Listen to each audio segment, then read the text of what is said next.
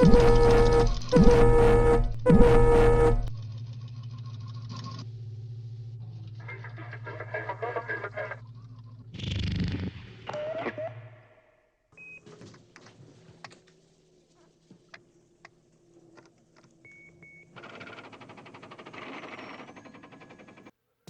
Crusade begins. The Tyranids have watched their desired biomass vanishing from the planet's surface as they are evacuated. A patrol is moving on the spaceport to cut off the escape route, but a patrol of Primaris Ultramarines have been diverted from a prior mission to defend it. I'm going with a Tyranid Prime for my warlord, with bone swords and a death spitter, and I spent one requisition point for a warlord trait, Swarm Leader, and another for Alpha Leader Beast to put enhanced resistance on my Tyranid warriors, and another point for a relic, the Adaptive Neural Lobe. A Neurothrope with Catalyst, and I spent a requisition point to give him the Resonance Barb. I have 3 Tyranid warriors with bone swords and death spitters, one of them has a venom cannon, and there are 13 Hormagaunts, and finally 3 Hive Guard. My agenda will be Lord of the Warp, because the Neurothrope has an innate re-rolling 1s and +1 to cast from the Barb, and he will be trying to cast Catalyst every turn and a Smite every chance he gets. So it's likely to succeed more than the others and get this agenda no worries. Turns out my opponent had no Psychers, so this one is now guaranteed. My opponent has a captain with a master crafted Stalker bolt rifle, plasma pistol, is a master of strategy, and has a relic, Adamantian Mantle. 2 units of assault intercessors with a sergeant armed with a thunderhammer, 1 unit with bolters for the pew pew pew, and 1 with chainswords for the brrrr. 4 sets of obscuring ruins in the middle. Cargo containers provide cover in the corners, and obscuring big things with attached pipes offer cover in the other corners. I'm going as the attacker, so we start assigning our objective markers. 2 of them have to be in the middle strip, so we both drop them kind of nearer to our side so our troops who get into the ruins can hold the objective and get a bit of protection while they're in there. My second objective? Well, I wanted it under that bit of obscuring in the corner, because that's where I'll be ensconcing my Hive Guard. So while they sit in obscuring, blasting away, they will also be holding the objective. The Marines put theirs more dead center. Okay, deployment. 1 unit of Marines on the objective. I station my Hive Guard because it's an obvious choice. No surprise I'd be putting it there, so it wouldn't take a galaxy brain to figure out what's going in obscuring on the objective and isn't going to move. The Ultramarines do that thing where the squads can be deployed separately and then merge. I drop the Neurothrope behind the containers. The captain drops in to steady the line, and I drop my Tyranid warriors so that they are hidden, at least for now, and then placed all my Hormagaunts on the far end of the board so that they have more chance to sneak along amongst the ruins and try and rush out and pounce, with my warriors moving up the centre so when it comes for the gaunts to strike, they'll be back in synapse. The warriors advance, and I leave the venom cannon out of the obscuring line so we can get some shots off. If he gets a barrage of fire and gets killed, I can remove this model alone and the rest of the unit will be kept safe. The Neurothrope floats forward and successfully casts Catalyst on the warriors, giving that exposed venom cannon sniper more chance of surviving any retaliation. The Hive Guard decide to target the range weapon squad who use transhuman physiology, and because they spent a command point, I make the roll for the Adaptive Neural Lobe. And success! I gain a command point. Nice! 5 hits. Would be 2 ups to wound, but transhuman means it's 4 ups. But 4 wounding rolls, 2 saves, and 2 go down. 1 hit with the venom cannon, because, like a twat, I forgot blast. But anyways, another Primaris dies. Okay, I didn't like how little I did there, but with the acquired command point, let's spend some. So single-minded annihilation. Hive Guard going again. They all hit, 3 wounding hits, 1 save, and another Marine goes down. Chipping away.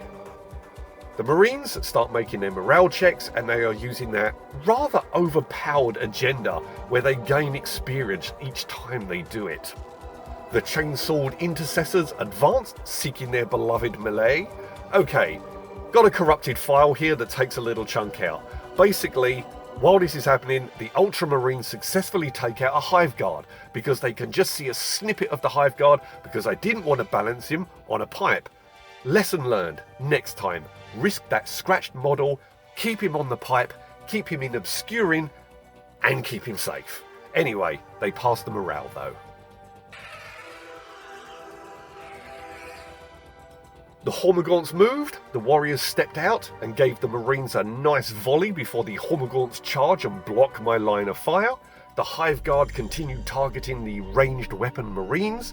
The Neurothrope cast Catalyst on the Hormagaunts and a smite into the Marines in the ruin. The Hormagaunts charged, engaging the intercessors with their chainswords to stall their advance while leaving a nice snaking tail all the way back to the objective, and with Catalyst trying to keep them alive as long as possible. Enhanced Resistance works grand against bolters, dropping their AP to 0, so the warriors lose 1, take a little damage, but remain upright. The chainswords make swift work of the gaunts, but they are still on the objective. The Tyranid warriors move close to the shooty Marines to give them a nice volley before attacking them.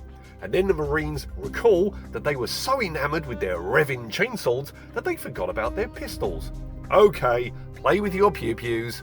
This could cost me though, but Catalyst to the rescue and a single gaunt remains, ensuring I got 2 objectives to the Marines 1.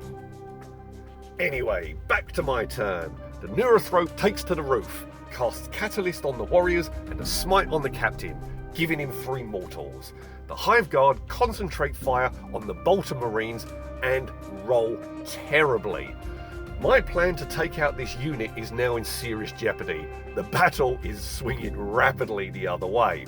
Okay, 2 CP for single-minded annihilation, and some better rolling takes out another Marine. Venom Cannon on the chainsword guys, because I remembered Blast, and there were only a couple of guys left in cover, so focusing on this larger unit will hopefully do more harm. Okay, that took out another 2 guys. Death Spitters into the ruin, doing a single wound. And now, the most spectacularly suicidal charge. A lone Hormagaunt digs into the soil, gives a mighty shriek of Leroy Jenkins, and sprints into the wall of buzzing chainswords, and does a single wound and then is completely Akira'd.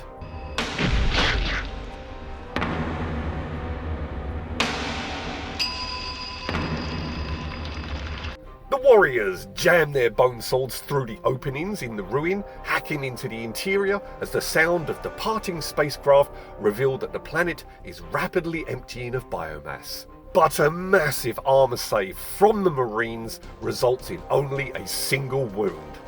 Oh dear, this is starting to rapidly fall apart. That's twice now I've failed to eradicate the last stubborn pocket of resistance in this ruin. The chainsword fellows move closer, shots ring out from the ruin, and then they charge in. The withering attacks are stern indeed, but consistently failing a 4-up armor save, and then failing the 5-up catalyst results in the utter eradication of my warriors, with a coup de grace to the prime with a thunderhammer no less. But the Tyranids control 2 objectives, the Marines only hold 1.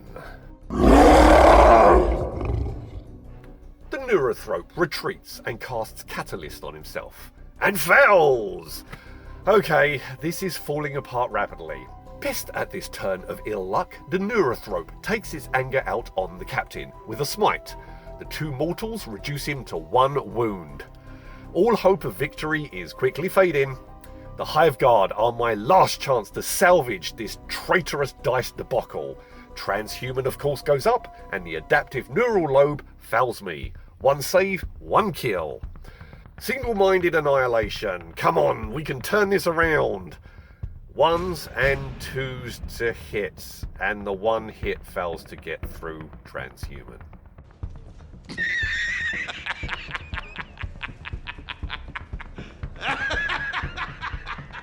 They rush through the breachable ruin and the bolter unit make an advance for the other centre objective. They only roll a 2, but they just manage to get a ceramite-clad toe into the objective marker. The one wound captain takes a shot at the neurothrope, and what a surprise, the warp field fails and it collapses. And as we find out afterwards, it also becomes battle scarred. The Marines have 2 objectives now to my 1. The Hive Guard. All they need to do is take out 2 Marines to get them off of that objective, and I can still take this on points. 2 wounding hits, and he makes the save on both. But wait, single-minded annihilation with my last 2 command points. All 4 hit, all 4 wound, and he saves 3 of them, and I do a single crappy wound. Damn. Okay, the Ultramarines can't get into any position to sniper all of the Hive Guard before the turn ends, but the failure to get those 2 Ultramarines off of the objective results in a tie on points. Wow, the fates swing wildly in smaller battles. The foul dice rolls or minor blunders that can be ridden out when you have larger numbers can really put you into a downward spiral super quick.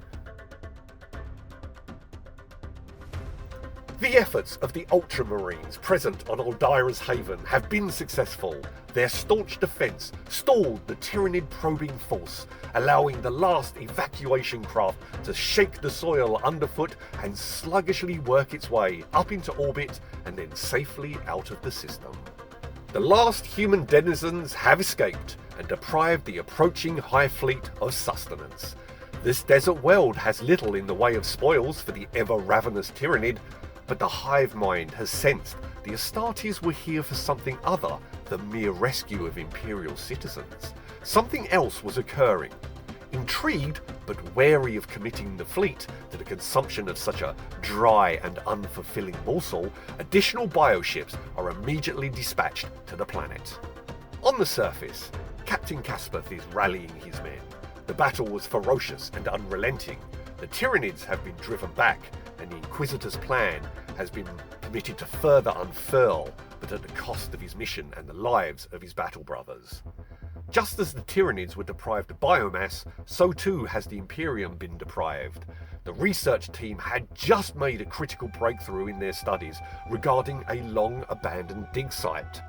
Rapture's Gate, the standard delivered by the Emperor, beloved by all, into the very hands of his Primarch.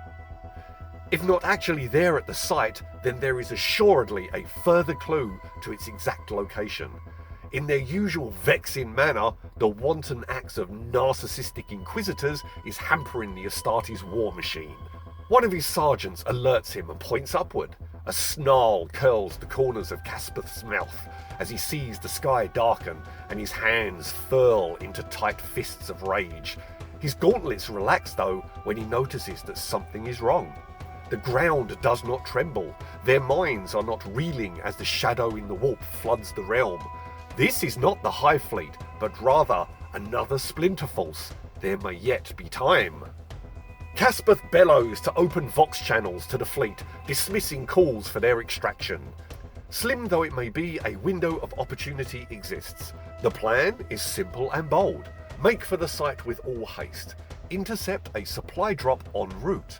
Then reach and examine the site, snatch what they need, and slip the tightening noose. Time is short. The full force of the Hive Fleet may arrive at any moment. The Crusade continues.